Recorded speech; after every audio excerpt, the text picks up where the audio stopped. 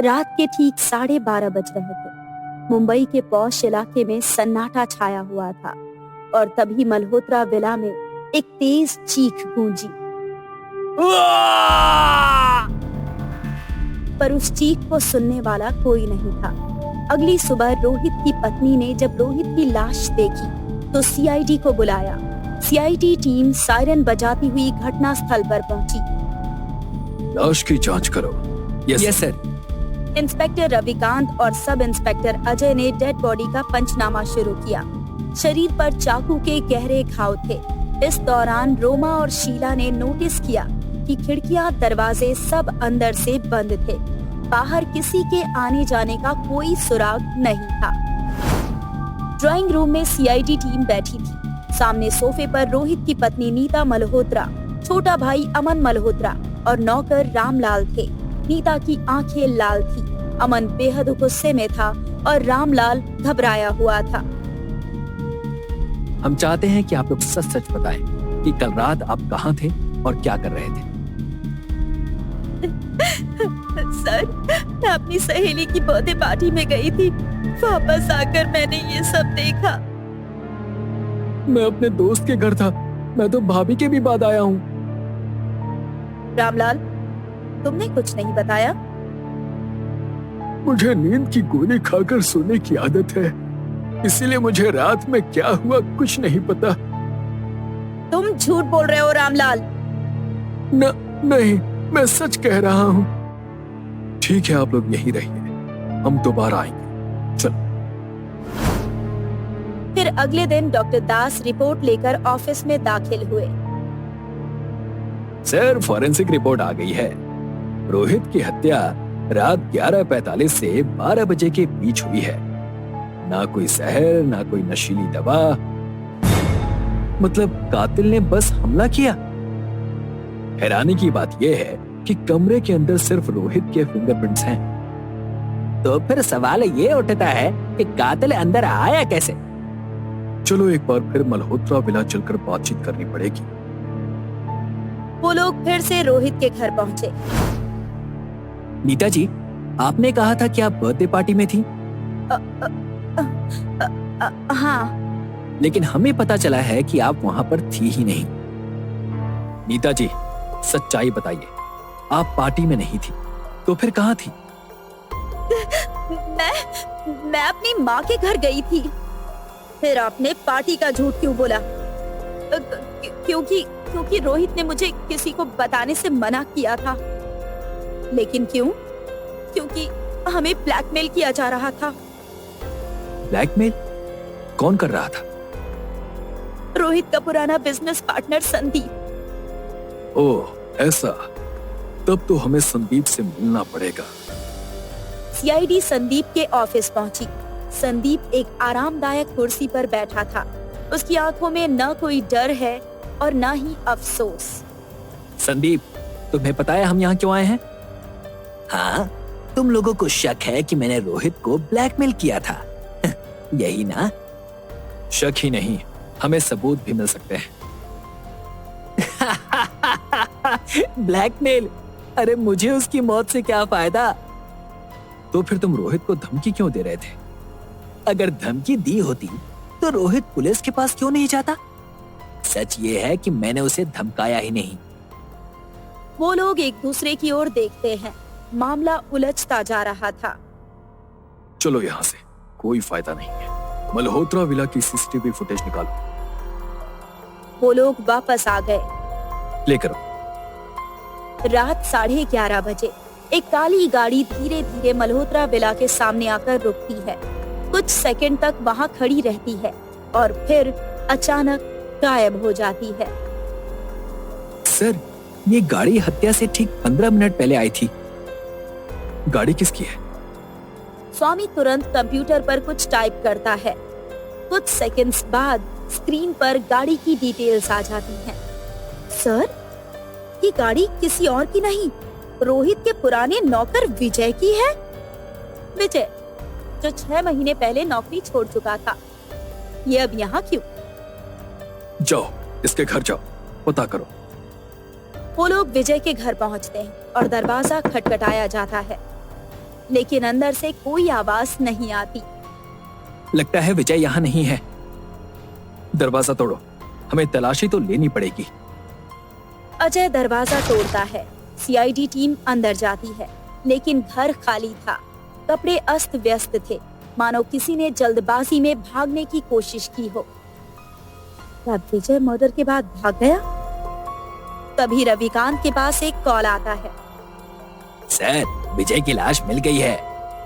क्या? विजय की लाश? एसीपी सहित सीआईडी टीम नदी के किनारे पहुंची। लाश पानी से आधी बाहर निकली हुई थी। चेहरे पर चोटों के निशान थे। मतलब विजय को भी मार दिया गया?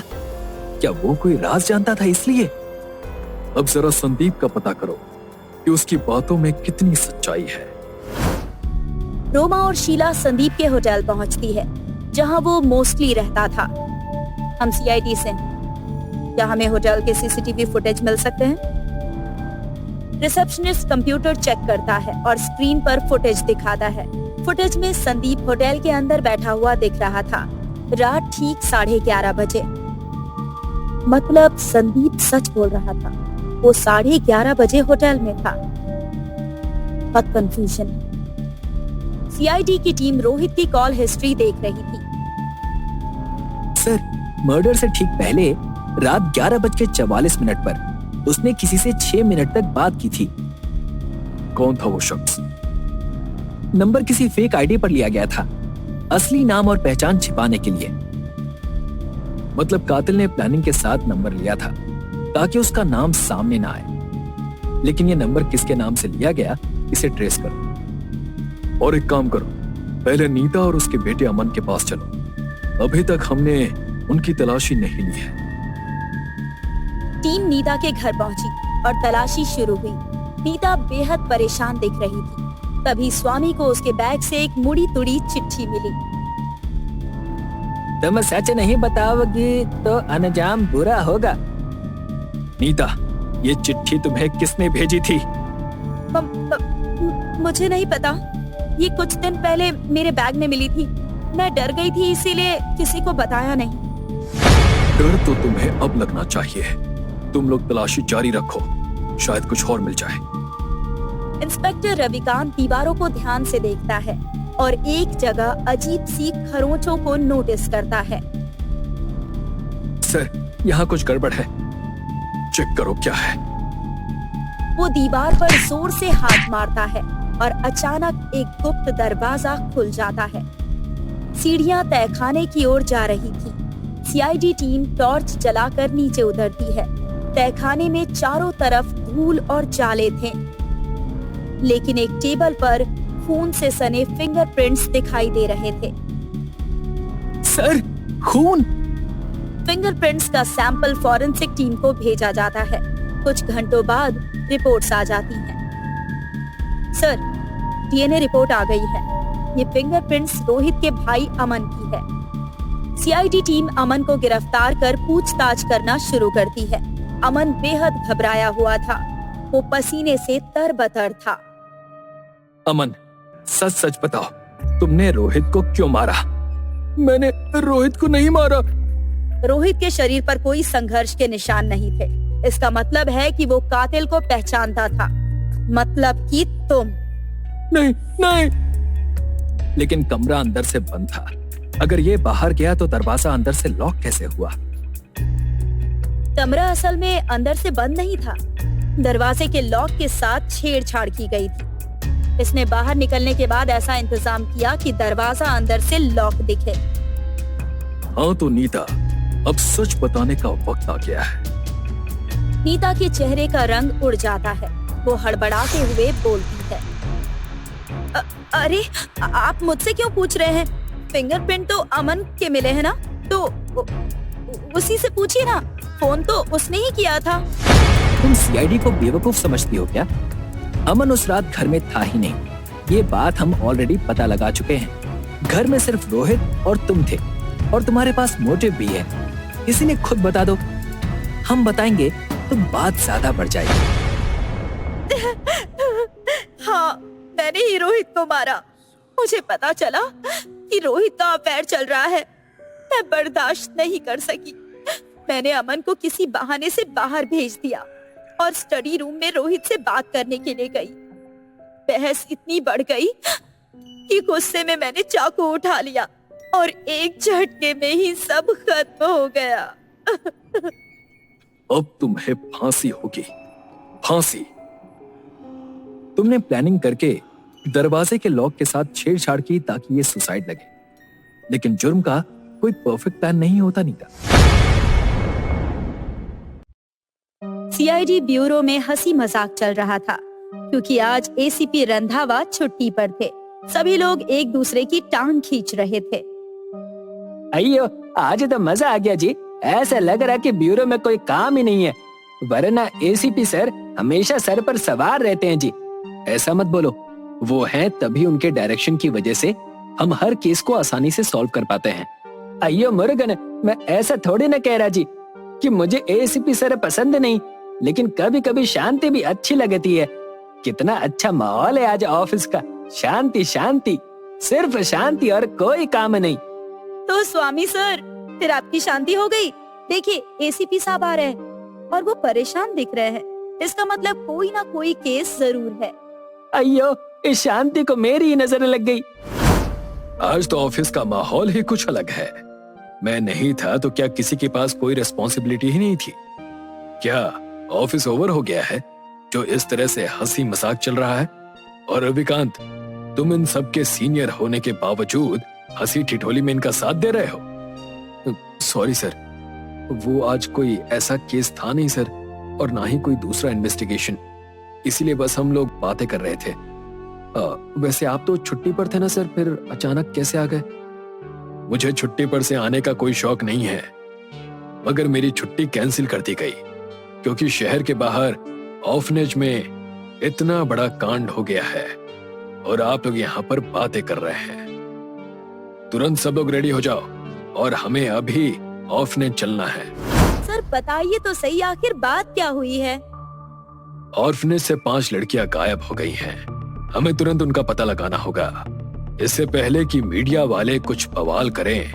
हमें इस केस की तह तक पहुंचना है। कहीं आप शहर के बाहर जो मंत्री जी का ऑर्फनेज है उसकी बात तो नहीं कर रहे हैं सर? हाँ, और लड़कियों का गायब होना मंत्री जी की प्रतिष्ठा पर भी सवाल खड़ा कर सकता है, इसलिए वो ज्यादा चिंतित हैं। तभी तो उन्होंने साफ शब्दों में मीडिया को इससे दूर रहने के लिए कहा है। सब लोग मामले की गंभीरता को देख तुरंत एसीपी रंधावा के साथ ऑर्फनेज पहुंच गए। ऑर्फनेज का मैनेजर और मंत्री जी उन लोगों का वहां पर रास्ता देख रहे थे। जैसे ही वो लोग पहुंचे, मंत्री जी एसीपी रंधावा से बोले, एसीपी रंधावा, मैंने तुमसे कहा कि ये मिशन एकदम सीक्रेट रहना चाहिए, मगर तुम तो अपनी पूरी टीम के साथ यहाँ आ गए। कहीं इनमें से कोई हमें धोखा ना दे दे। जरा बेफिक्र रहिए और जिस तरह आप मुझ पर भरोसा करते हैं उसी तरह मेरी पूरी टीम पर भी कर सकते हैं। कोई भी बात जब तक जरूरी ना हो यहाँ से बाहर नहीं जाएगी।